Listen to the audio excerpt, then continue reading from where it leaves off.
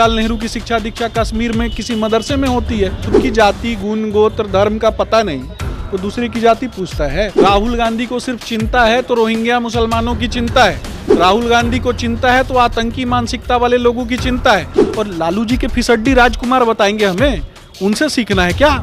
फिसड्डियों से तो नहीं सीखना ना कम से कम। अक्सर जाति पाति से उठ कर के विकास की बात की जाती है कि जनता का विकास होगा जाति पाति से उठकर, लेकिन जैसे जैसे चुनाव की घड़ियाँ आती है जातियों की गिनती होने लगती है, जातियों की बात होने लगती है, संख्या की बात होने लगती है। वहाँ तक कि चुनाव बीतने के बाद से मंत्री तक का जो सफ़र शुरू होता है, मंत्रियों की संख्या की जब बातें होती है उसमें भी अगड़ा पिछड़ा की बात होने लगती है। जातियों के हिसाब से मंत्री की दावेदारी की बात होने लगती है। संगठन में भी आवाज़ उठाने लगे जा लगते हैं कि जाति की हमारी इतनी आबादी है तो हमको क्यों नहीं इतना सीट मिला, भागीदारी क्यों नहीं मिली। हमारे साथ बात करने के लिए बीजेपी के प्रदेश प्रवक्ता सुमित शशांक जी से बात करेंगे कि इन दिनों राहुल गांधी ने जाति गणना को लेकर के साफ साफ कहा कि पूरे देश में जाति गणना होनी चाहिए।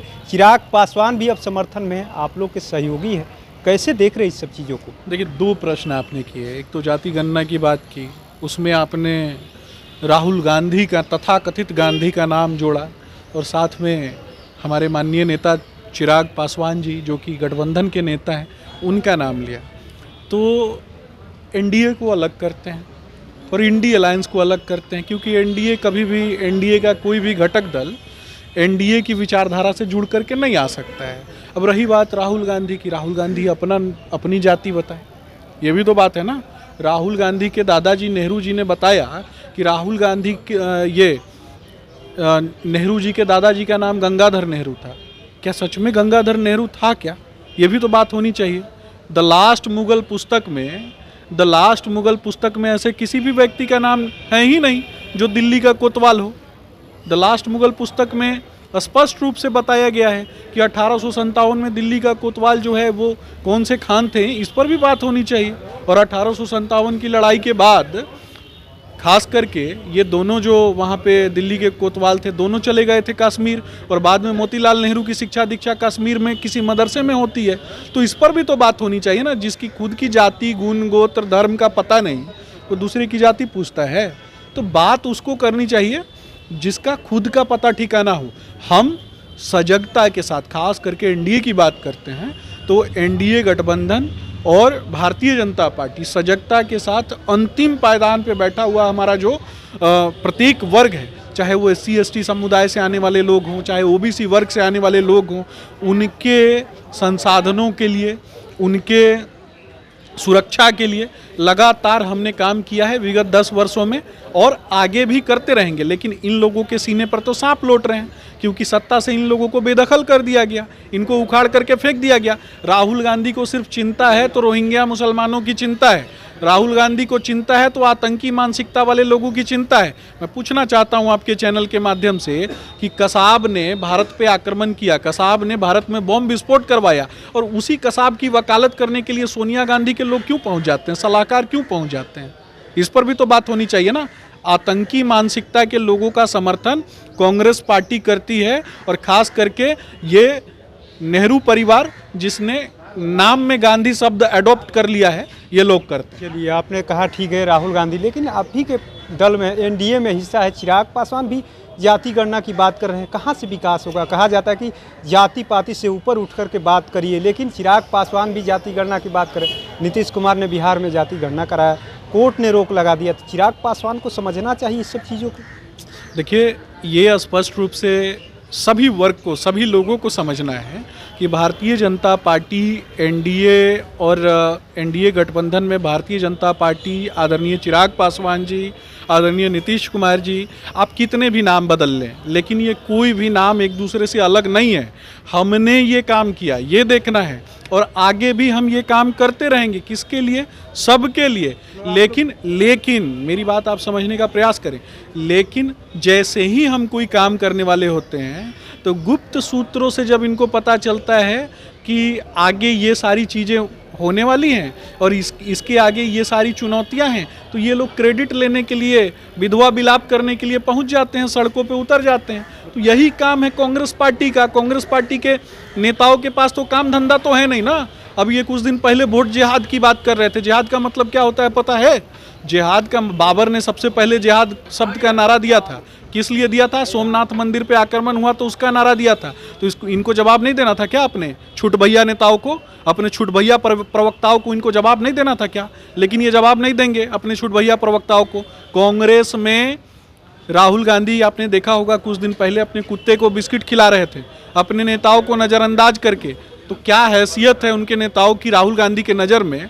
ये राहुल गांधी अच्छे से जानते हैं, उनके नेताओं को भी पता है। जाति की बात होती है, विकास की भी तो बात होनी चाहिए। आप लोग करते हैं विकास की बात, हम मानते हैं, लेकिन जिस तरीके से जाति को लेकर के कहा जाता है कि चुनाव आता है तो जाति की बात होने लगती है, वोट बैंक सब लोग देखने लगते हैं कि इस जाति में इतने वोट है इसलिए इनको मंत्री बना दीजिए, इनको कुछ पद दे दीजिए, तो विकास तो रुकता है ना। देखिए, जाति जनगणना का उद्देश्य क्या होता है? किसी भी काम को करने का उद्देश्य क्या होता है? सबसे पहले हमें ये समझना है। अगर कोई भी योजना हम लेकर के आते हैं तो उसका उद्देश्य क्या होता है? आज जैसे कि आज के दिन हम प्रधानमंत्री जनधन खाता जो लेकर के आए थे उसकी 10वीं वर्षगांठ मना रहे हैं, तो उसका क्या उद्देश्य है और जातीय जनगणना का क्या उद्देश्य है? तो विभिन्न कल्याणकारी योजनाओं का उद्देश्य होता है कि समाज में प्रत्येक वर्ग को उसका फायदा हो। हम एक्शन तभी लेते हैं जब उसका फायदा समाज के प्रत्येक वर्ग को होता हुआ दिखता हो, और हम ले भी रहे हैं। लगातार विभिन्न कल्याणकारी योजनाओं के माध्यम से हमने एक्शन लिया है, लेकिन जिन लोगों ने एक्शन ही नहीं लिया, जो लोग योजनाएं ला करके योजनाओं में लूट का जो आंकड़ा है और लूट की जो प्रक्रिया है उसको पहले ही निर्धारित कर लेते थे कि कैसे लूटा जाए, और लालू जी के फिसड्डी राजकुमार बताएंगे हमें, उनसे सीखना है क्या? फिसड्डियों से तो नहीं सीखना ना, कम से कम। जाति गणना होनी चाहिए। देखिए, हम सहमत हैं और हम सहमत नहीं हैं, ये प्रश्न नहीं है। प्रश्न ये है कि हमने SC ST समुदाय के लिए, OBC वर्ग के लिए और देश के प्रत्येक नागरिक के लिए हमने क्या काम किया और आगे क्या करेंगे। विश्वास लोगों को किसके ऊपर है? विश्वास लोगों को भारतीय जनता पार्टी के ऊपर है। 10 वर्षों तक जिसका कोई नेता प्रतिपक्ष नहीं रहा, जिसको हाशिए पर खड़ा कर दिया गया, जिसको उखाड़ करके फेंक दिया गया, ऐसे लोग बात करेंगे क्या? ऐसे लोग, आप लोग सहमत हैं जो बातें उठा? अरे, गठबंधन के अंतर्गत आने वाले प्रत्येक दल की जो उम्मीदें हैं और गठबंधन के अंतर्गत आने वाले जो हमारे नेता हैं, उन सभी की जो बैठकें हैं और बातें हैं वो दिल्ली में होती है ना, और बैठ करके बातें होती हैं, लगातार होती हैं। और जब लगातार होती हैं तो एक कंक्लूजन भी निकल करके आता है। इसमें तेजस्वी यादव, इसमें लालू यादव और इसमें राहुल गांधी बीच में कहाँ से आ गए? मैं राहुल गांधी के द्वारा प्रायोजित एजेंडे पे बात नहीं करूंगा, क्योंकि राहुल गांधी का खुद का जात का ठिकाना नहीं है। राहुल गांधी अपने जाति का पता बताएं और बिना शर्माए हुए बताएं, सबसे पहले बताएं। ये कह देने से कि वो हिंदू हैं, हिंदू नहीं है, उनको बताना पड़ेगा।